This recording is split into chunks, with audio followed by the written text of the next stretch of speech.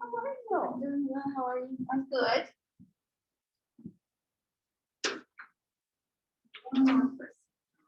Okay.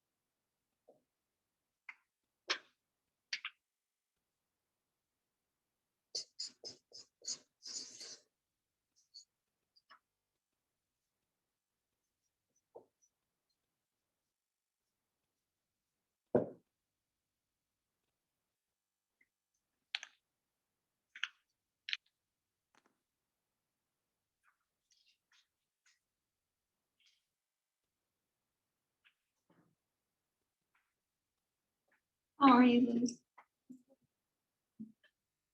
Did you apply into this class for next year? Not this class, but health careers? Yeah. Okay. Oh, hi, Davis. How are you?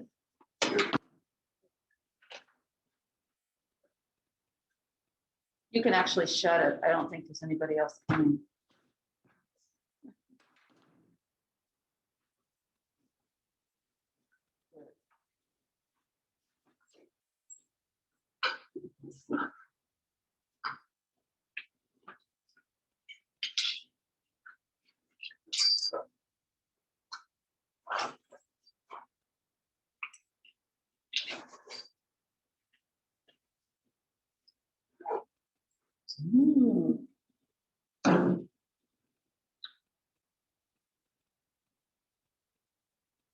So we have, after today, we have 13 days left. Yeah. It's not very much, really, is it? So next week, while I'm gone, you guys will get in single digits.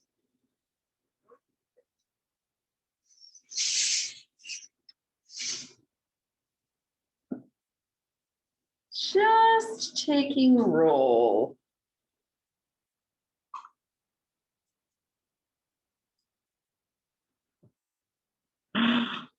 Hi, guys.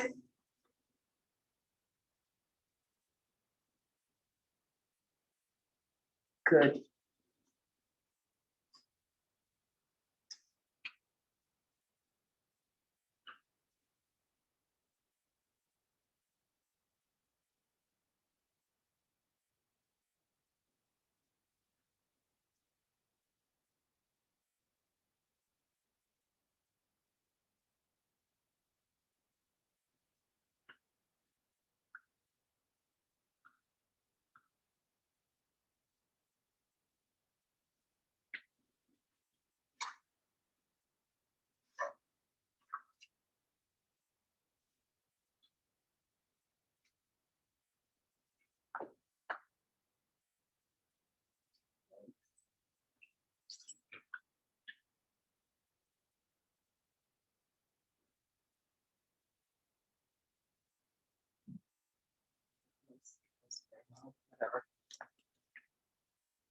Hey, good morning, everybody.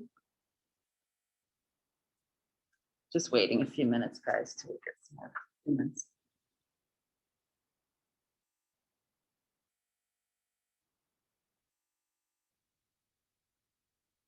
Good morning, Miss Alice. Hey, hi. There are two Kenneth Cochrans in this class. What? There are two Kenneth Cochrans in this class today. There are now. Yeah. Let me look. I only have one. Okay. I think my internet is slow. I think Canvas is also very tired, and one of our teachers was saying this morning, like his computer is barely working. Like these computers that the teachers have are 5 years old, and they're tired, and to load on all the, hi Cindy, all this extra software is unbelievable. So let me share my screen so you can see what we're up to today. So here's what we're up to today. We are finishing the muscle unit this week, and we're taking a test on Friday.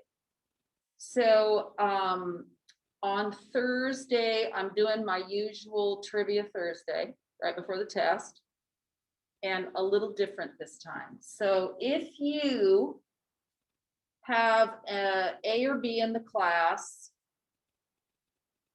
I'm not talking to you. You can turn in your trivia points however you want to turn them in. If you have a missing assignment in the class, which I think almost everybody has one, turn in the missing assignment. I add the trivia into another assignment, and you kill 2 assignments. So you can do trivia, but you got to turn in something that's missing. The reason, we have a bunch of stuff that's missing.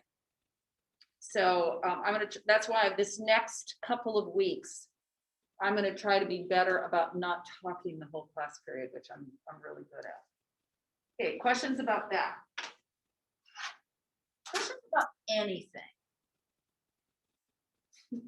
Questions about anything related to school or otherwise? No, Davis, you're good? Somebody in the chat, questions about anything? Somebody emailed me yesterday and said, are you giving a test the last week of school? And the answer to that question is yes. Of course I am, because we're going to go right to the end. I like my nurses and doctors to go right to the end with me. And so that habit of finishing is so important. So what am I going to do today? Actually, I'm going to have you all review the sequence of muscle contraction, which I've already written on the board, out of sequence. So this is a really good thing to take notes on or take a picture of, because you're going to see it on your test. In what order do things happen? And so the options are motor neurons fire, muscle fibers move, the brain sends a signal to move the muscle. What is this? Acetylcholine causes the muscle to activate. We could even ask what part of the muscle activates. Actin and myosin connect and shorten the sarcomere. And then what happens? There's actually 6 stages. So that's out of order. So for you, your job is to put it in order. So we'll do that in a minute. And then I'm just going to review where muscles are. I forgot that we had this kind of cool model. It doesn't really show all the muscles, but it's better than nothing. And so I will talk about function of some of the muscles that are in your reading that was assigned.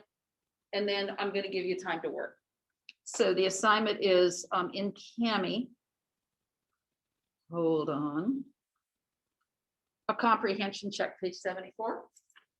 Or if you're in class today and you haven't done your 5 muscles, I would do that. Get that done. That's 20 points. Put that on the back table. Or you can take makeup quizzes today, or you can do both.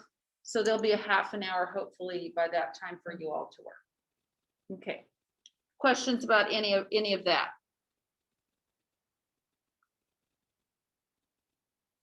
It's usually. How are you guys? Are you miserable? Are you, Davis? Okay. You know, one of the things I really love about my students and I love about health careers is, why are you miserable? I know why I'm miserable, but you could tell me, why are you miserable, Davis? I don't know. You're miserable because school is weird. There's no fix for this until we come back, I don't think, right? And I think there's a lot of enduring going on in the building because I can't really teach. Like if you all were here today, and I asked for this, by the way, when we went into hybrid, I said, could I just have all of my kiddos together? And I said, I'll teach every day. I just want them in the room because I believe students teach each other and need each other. So it's very isolating to only be like 2 people here, 1 person here. Poor Parsa was here yesterday by himself with me. So I hear you. It has been a really interesting season. And I hope we never do it again. We've never done it in my lifetime. And I have a really good friend who lives in my neighborhood who is adorable. She's in her late 80s and she lived through polio when we had the polio crisis, in the late 1930s. And her mother, because she said, here's what she said to me. She goes, Andy, so I'm not afraid of COVID, because I asked her if she was worried about COVID. And she goes, no, you want to know why? It can only kill me. Polio, she said, when I was a little girl, could paralyze you. So there were so many people that ended up in wheelchairs. Even the president of the United States had polio during that time, Roosevelt, and was in a wheelchair. And at that time, because media was so different in the United States, they never showed him on TV or in any pictures, unless they were just showing his torso, because they didn't want to scare the American people. So there's some interesting history around big crises. And I think you guys have done well to hang in. And what I want to say is normal is returning. And this is about as normal as we can get right now. But the other thing that I want to say too is that when you're coming to school, you encourage me, because I feel like you're in. You know, I feel like when students come to class and they ask questions, they're still here, they're in. And that's what it takes for us to do this, is for all of us to just be in and be like, acknowledge how it is. Davis says, miserable, doing it anyway. This is what we call strength. It's miserable, I'm here anyway. Okay, questions about any of that? Anybody else want to have a comment about the pandemic? It's weird. It is weird. What's weird about it, Kenneth? It makes us online learning last quarter. Say again. It makes us do online learning last quarter. Like third quarter, second quarter, first quarter. Oh, yeah. Yes, less quarters. For me, the thing that's a struggle is that when we went into hybrid, I was like, excellent. I'm gonna do all my labs at school. That was what I thought. And I thought, we'll get microscopes out and we'll look at cancer cells and we'll do all the things that we normally do. But we can't do that. And the reason is I have people at home that don't have a microscope. So, I mean, so it was very limiting to me as a teacher to be like, how do I give my students a feeling of what it's like to study the health sciences when my arms are tied? I just feel like I don't have half my equipment. And you have to sit mostly and listen, which for me as a student is the least engaging form of learning. It's just, kind of being like, and I know that you feel that way too. So just know that I hear you. Your honesty is welcome to me. Because I think that's the only place we can start. So student texted me, direct chatted me the other day, and to this student, I haven't forgotten your request. And this student said, Miss Ellis, I am not interested in being a physician or a nurse. I don't want to go to school that long. So can you talk about careers that you can do in 2 years at community college? And you guys do know that in Oregon, you can go to community college for free. You can get 2 years of college for free. And you can get an associate's degree, a 2-year degree, and pay nothing. Okay, so I promise you, before the end of the year, there are probably 30 healthcare careers that you can get in Oregon with a 2-year degree. And so I'm going to talk about that just practically. And this particular student said this: I need to take steps. So I need to work, and I want to have money. So if I go to school 2 years, then can I add on to my education after that? I'm like, yeah. And if you work for Providence or one of the big hospital systems, a lot of times they'll pay for your school. So if you're a good employee, you come every day, you take care of patients, or you do whatever your role is, and you do it well, they'll be like, we really want to keep Luz. Let's pay for her school. Cool deal. So it's a cool deal. So there still are really encouraging and awesome things like that can happen. Okay. So here's what I want you all to do. Either screenshot or write. I think writing is better because I think you'll remember it. And then I want you to give these a sequence: 1, 2, 3, 4, 5 in some sequence, which is first, which is second, which is third. And then don't forget this down here. When you get all the way through the sequence, what happens then? And I want you to imagine that you're talking to the mom of the kiddo who has muscular dystrophy. And how would you explain this? How would you explain why this kiddo isn't walking? So first do your normal sequence, then look for where the problem is in dystrophy. Okay, and you get 10 minutes to do this. That may take you a few minutes. You'll probably need your book. So you go for it. Good.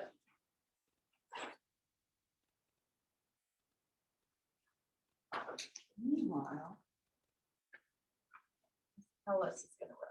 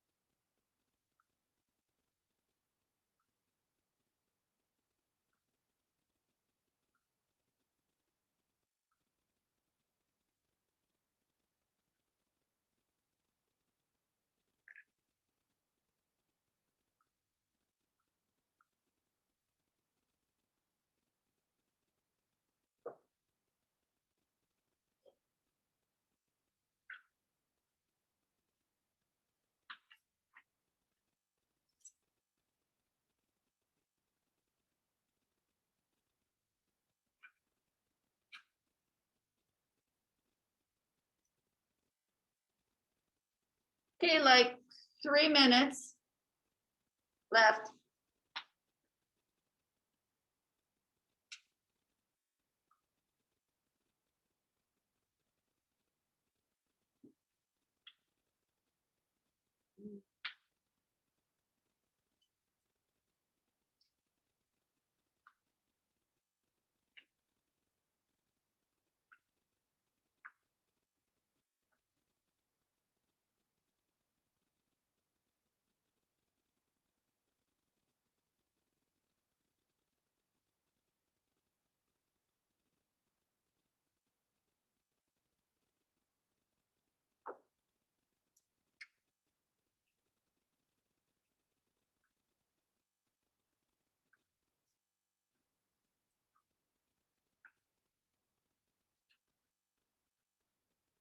So Davis, are you playing soccer?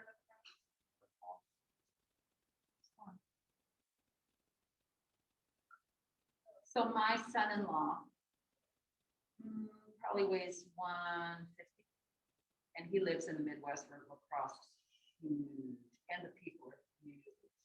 Like the people who play. The first game that he played. So, and he's just the super nicest person, very competitive. Played soccer all through high school and college. The first game of lacrosse broke both his spinal. Both of them. These huge big guys, like bigger than him, just snapped both of these, like doing this to him, like 2 of them, one on each side, and they just snapped his. He is afraid to play lacrosse now. Mostly because he's small. You know, he's not a really heavy person. He's not short. He's just kind of lean. I think it kind of helps to have some bulk, right? Have some bigger muscles and a lot of protection. I know. He called me and he was like, he was in what's called an immobilizer, which is like where they wrap you in this kind of like jacket that holds your shoulders out, and it has a cross piece right here. So essentially you're like this for 6 weeks. Very hard. Okay, guys, so let's do this. What's first? Let's put a number on it. You're gonna have to do this on your test on Friday. Help me out. I think first one is it causes muscles to activate. This? Not yet. Gotta have directions from somewhere. What? Yes, but before that, what tells your motor neurons to activate? Yeah. So the reason that Miss Ellis wants you to wear a seatbelt is that if your motor part of your brain, the movement part, the instruction part of your brain is not functioning, none of this matters. So when someone has a big head injury, like in a sport, or they get a huge concussion,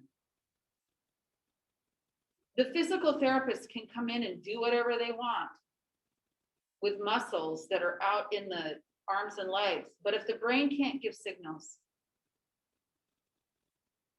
we're done.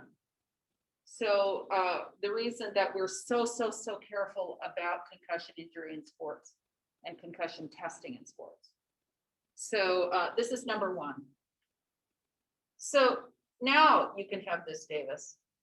So motor meaning movement, right? Okay, now what? So now the motor neuron fires. So meaning we drew this picture. Can you see it? No. So we drew this picture not too long ago of a motor neuron coming down and all these little chemicals coming out to the muscle body. So what's next? Not yet. So yes, acetylcholine. So yeah, so we'll make this next, acetylcholine.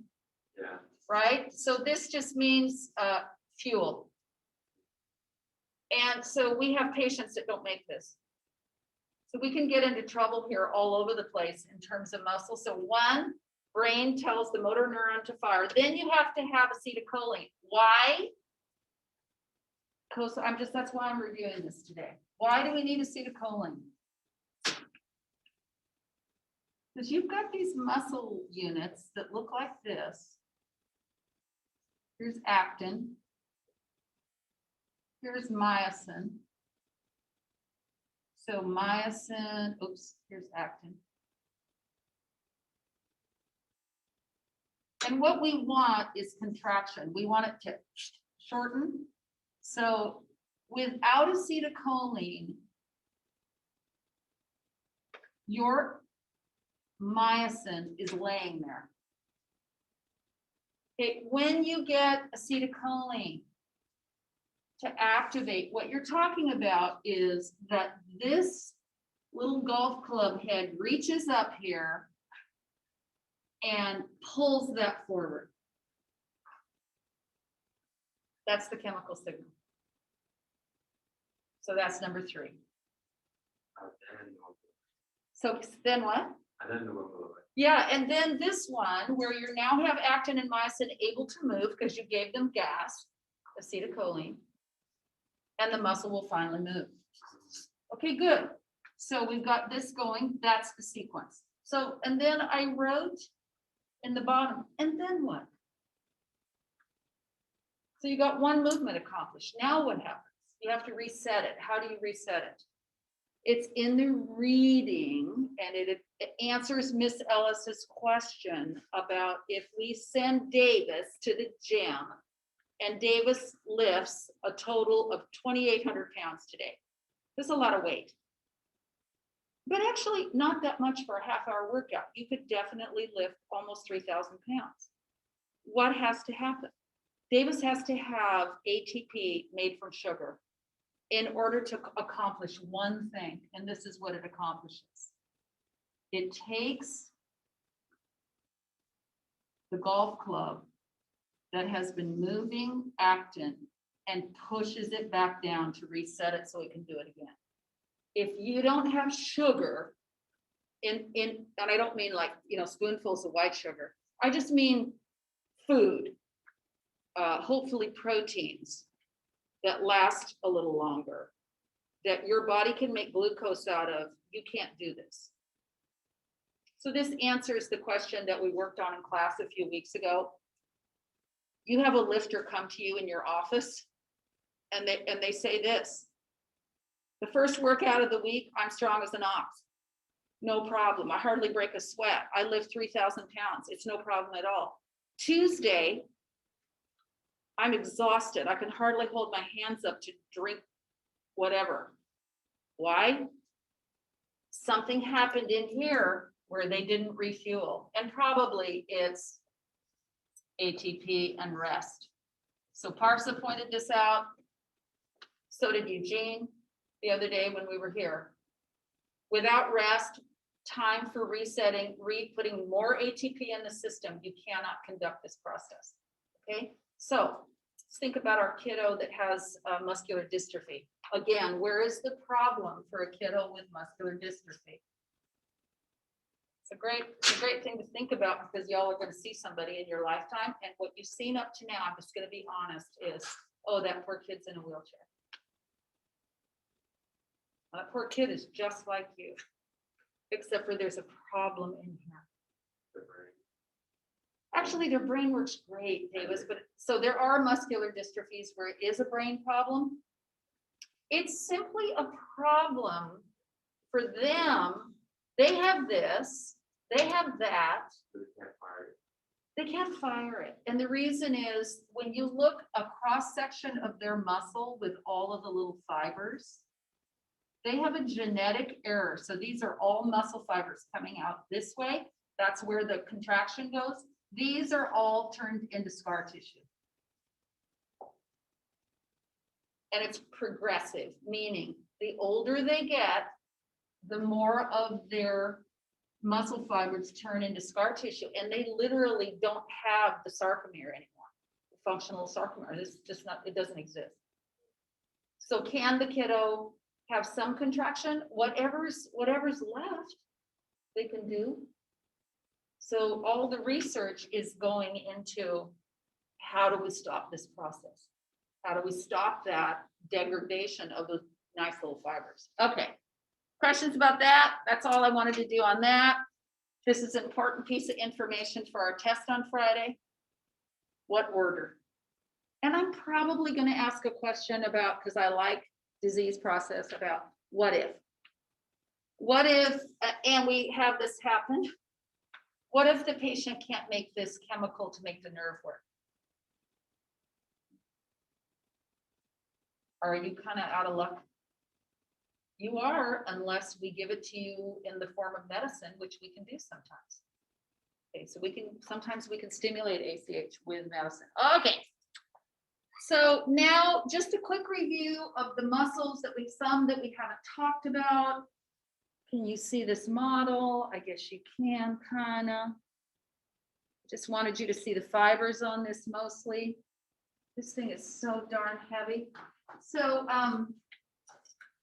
I also, just for the good of the order, wrote the longest word I know on the board. Okay, so that's a real medical term that you see right here. And does anybody see any parts of this word that they recognize? Med terms.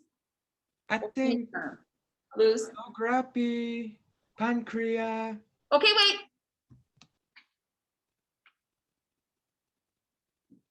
So what's this? Graphy. Picture, I guess.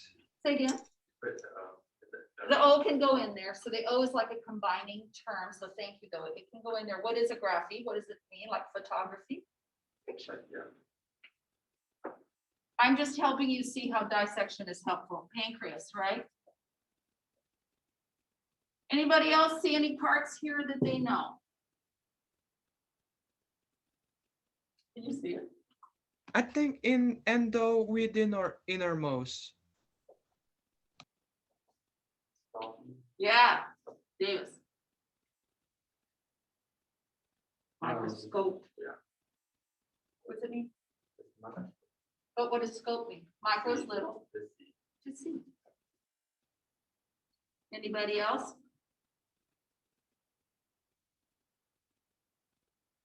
Retro. What if something's retro? What is it? Old. Yeah. Old or backwards. Grade is direction. And you don't know this one yet? Gallbladder. So this is a procedure, actually. So this is a hospital procedure. This will show up on a consent form for a patient. So how you say this is endoscopic retrograde cholangiopancreatography. Yes, that's a surgical procedure. So this is why for you, some patient at some point in your life is going to show you a word like this and they're going to be like, I have no idea what this means. The doctor came in and they said they're going to do cholangiopancreatography. What is that? Cholangiopancreatography is just taking pictures of your digestive tract. Okay, you'll have that with Dr. Romanek. We lost, oh, here's Emily. Shout out to Emily. I thought you were taking an AT test. Okay, so back to our muscles and taking these apart. This is a muscle that you all have right here. You can feel it on your neck. So it's right here. You have it on both sides. Sternocleidomastoid. SCM is what I call it because it's too long. SCM. So the sternocleidomastoid is the muscle that helps you turn your neck. So when I turn my neck, you can see my SCM. Also, sometimes it gets sore. If you've ever had a sore, stiff neck, that's your SCM. So it is named after what it connects to. Let me put it back in front of the people at home. See it? So it connects to the sternum in the front and the clavicle, sternocleido, and the mastoid bone of your head right up here. So helps with flexing. It gets inflamed, and they have something now called thumb neck, which teenagers get from doing this. Okay, me too. It strains two muscles, your trapezius, which is also on our list, which connects occipital, top of the shoulder, underneath, on top of the scapula. This big muscle can also get super tight, super, super tight. So two muscles of the neck, did those. Pec major, you've already had. I just want you to see the direction of the fibers. Okay, this is in particular important for pushing and pulling. So for anybody who's deadlifting, your pecs are going to contract tight. If they get too forward, you're going to strain your traps, right? You're going to get big pain. So a lot of weightlifters will say things like, pretend you have a tennis ball in your armpit. Okay, and hold your arms flat so that you're not straining this, but you can see the direction of the fibers. Pulling, they should be pulling outward, not down. Okay. Major means large. Deltoids, do we have a deltoid? Named after the Greek letter delta. Here it is. Looks like a triangle. So the deltoid looks like an upside down triangle. This is where I would give Uriel a shot, but I think Uriel is not here today. So this is where when you get your coronavirus vaccine, right there. And what's underneath it? Blood supply. So that the vaccine can be sucked up into the blood supply and go all over you and protect you from coronavirus. Okay.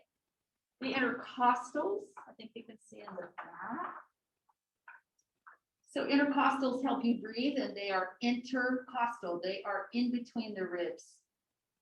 So they are a skeletal muscle, one of two skeletal muscles that is not voluntary.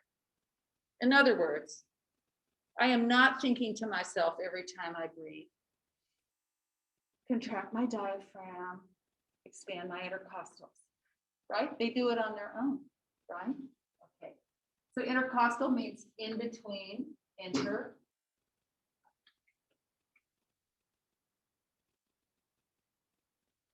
And by the way, you can get a sports injury in your intercostals. So you can, swimmers get intercostal inflammation from the constant motion of their rib cage doing this when they swim overhand. So intercostals can get a sports injury. The trap I talked about, it's here. Your lats, are they on here? Yeah, sort of. Your lats are these sideways, lat, meaning sideways, lateral, like lateral side, latissimus dorsi in the back. And that is the rowing and pulling muscles. They're also useful for this. Moving your arms out. So your lats are moving in the direction, so you can see the direction of the muscle fibers. What about tennis players, says Emily, and injuries? Ooh, I'm gonna say tennis players are more likely to have strain and sprain injuries, which that's in your book in the blue disease box. So look that up for tomorrow. What is the difference between a strain and a sprain? So along with soccer players and lacrosse players, this motion, quick turning and making your joints do this quickly and your ligaments and tendons adjust more commonly.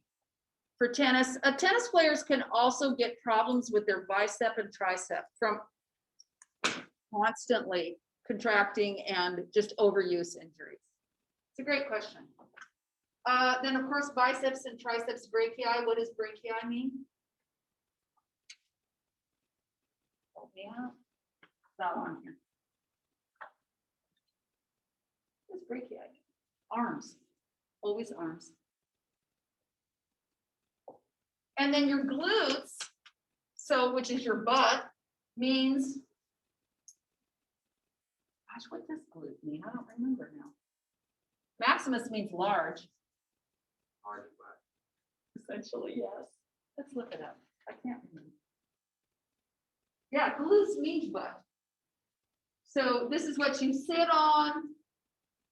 This is also big for lifters. So these are strength muscles, stabilizing muscles. They're really not for sitting on. Your ischial tuberosities are for sitting on the bone. Glutes are really strength muscles for holding your body in alignment when you have to lift something heavy, like yourself. So if you think about that, you know, Davis weighs over 200 pounds.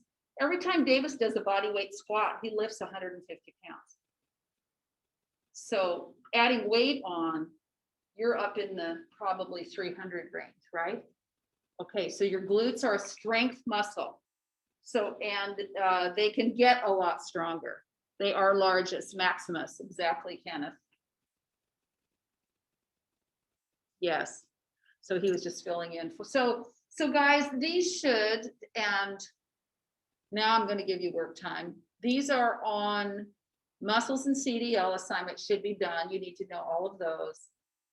People are in class today, they're gonna work on their 5 muscles in clay, and you have a comprehension check. You've got a ton of stuff to do right now. So I'm gonna leave it. If you need a plan, so I'm gonna make phone calls home for people who think they don't need this credit. If you need a plan for how to get a credit, you can personal message me. Health Careers standard is you have to have a 61% to get a credit from us. And we love giving away good credits. So for CDL assignment, I couldn't find number 12. I'll look for it, Emily. I'll look at that. Okay, so you can work. I'm going to mute my mic. You can personal message me. You guys, your stuff is up here. If you need more clay, it's in the drawers. Let me put Emily on my attendance.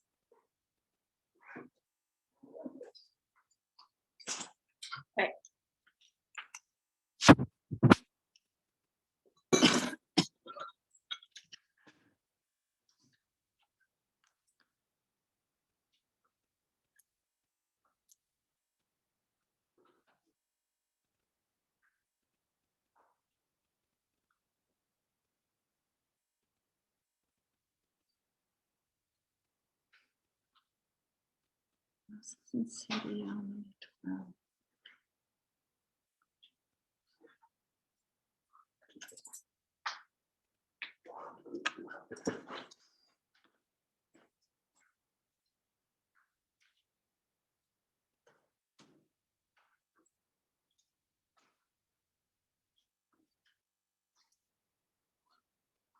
Mm.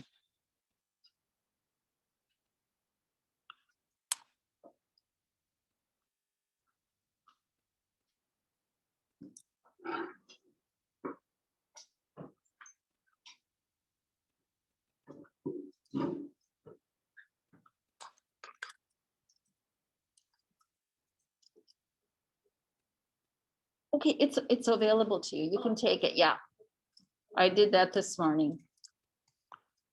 Let me know if you have trouble with it. You shouldn't.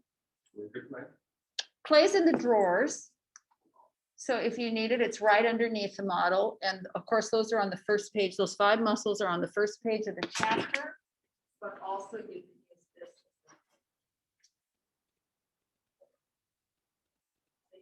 Figure out which 5.